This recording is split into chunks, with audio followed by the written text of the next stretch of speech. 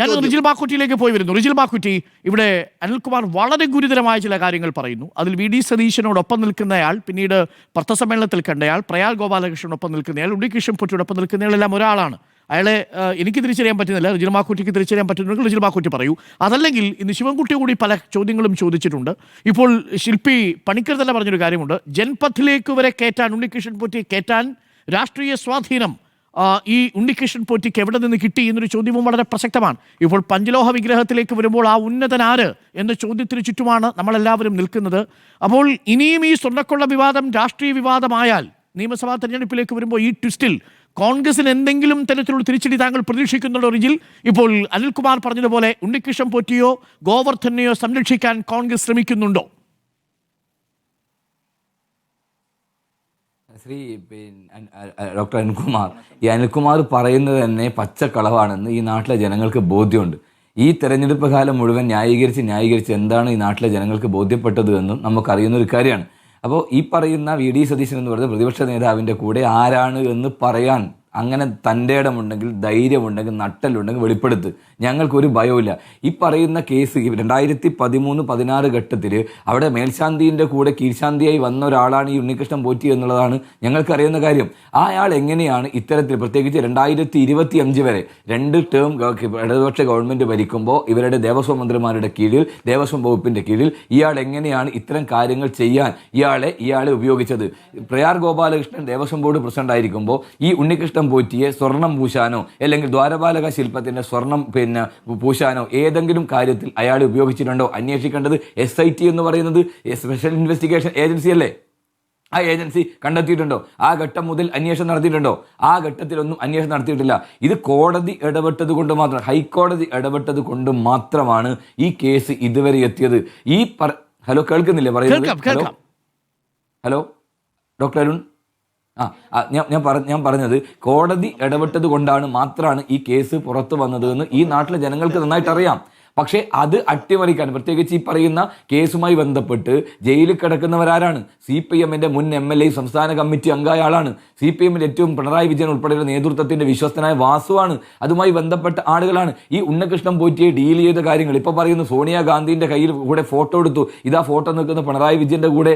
ഇതാ ഇന്നത്തെ അവിടുത്തെ ADGP-യുടെ ശ്രീജിത്തിന് അദ്ദേഹം ഷാൾ ഇടുന്നുണ്ട്. അതോടൊപ്പം തന്നെ കടകംപള്ളിയായി ഇതാ നന്നായി ഇരുന്ന് സംസാരിക്കുന്നുണ്ട്. അപ്പോൾ ഒന്നാം പ്രതി പിണറായി വിജയനാവണ്ടേ? സോണിയാഗാന്ധിയുടെ അടുത്തേക്ക് ഇയാൾ ദേവസ്വത്തിന്റെ ഭാഗമായി അല്ലെങ്കിൽ ശബരിമല ആളുമായി ബന്ധപ്പെട്ട് എങ്ങനെയോ എത്തിയതിനപ്പുറത്തേക്ക് സോണിയാഗാന്ധിയാണോ ഇന്ന്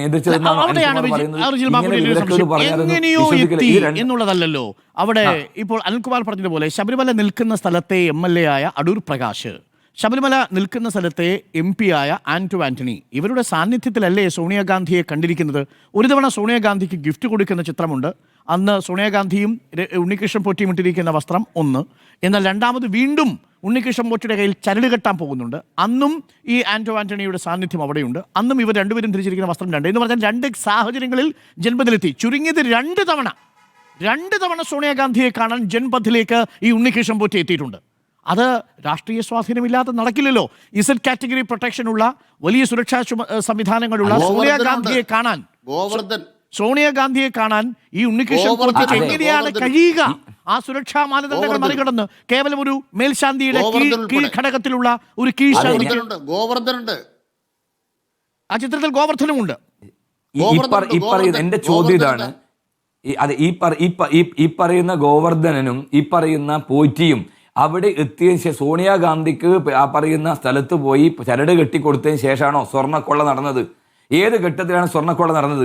2013-ൽ 2016 ശേഷം 2019 തൊട്ട് ഇങ്ങോട്ടാണ് ഈ നമ്മുടെ കൊറോണ കാലത്തും അതോടൊപ്പം സ്ത്രീപ്രവേശനം നടക്കുന്ന സമയത്തും ഉൾപ്പെടെയുള്ള ഘട്ടത്തിലാണ് ഈ കാര്യങ്ങളൊക്കെ അവിടെ നടന്നത് എന്നുള്ളതാണ് വസ്തുത.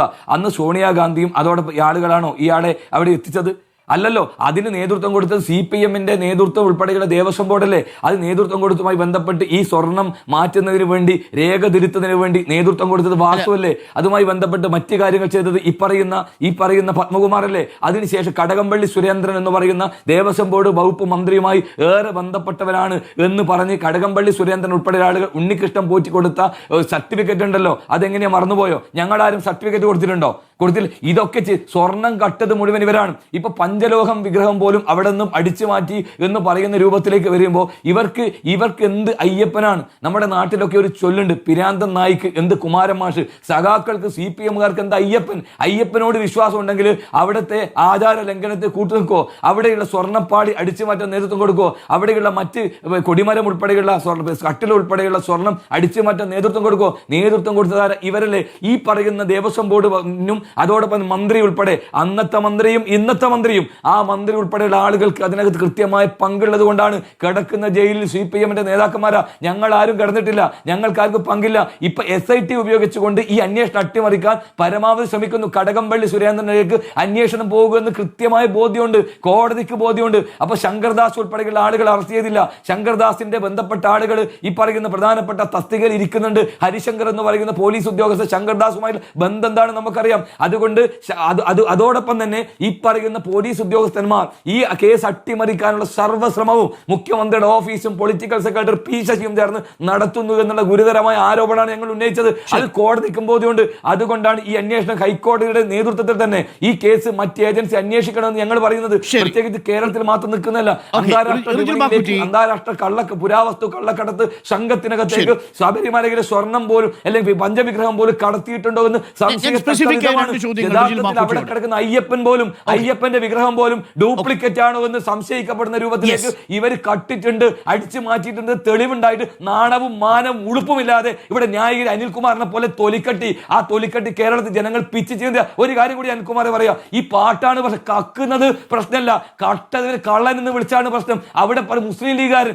ആര് പാട്ടെഴുതിയ എന്താ? ഷാഫി പറമ്പിൽ വടകര മത്സരം കാഫിറാക്കി. നിങ്ങൾ പാട്ടെഴുതിയാടെ മതം നോക്കി വർഗീയത വരുത്തി നാട്ടിനകത്ത് അന്തചിത്രം ഉണ്ടാക്കി മുന്നോട്ട് പോകുന്ന ഈ നാണം കെട്ട സഖാക്കന്മാർ ഈ നാടിന് ആപത്താണ്. ഈ കള്ളന്മാർ നാട്ടിൽ കലാപുണ്ടാക്കണം. ഒരു കാരണവശാലും ഇടവേളയ്ക്ക് ശേഷം തിരിച്ചു വരുമ്പോൾ ഞാൻ സ്പെസിഫിക് ആയ ചോദ്യങ്ങൾ ചോദിക്കാം. രണ്ട് ചോദ്യങ്ങളുണ്ട്.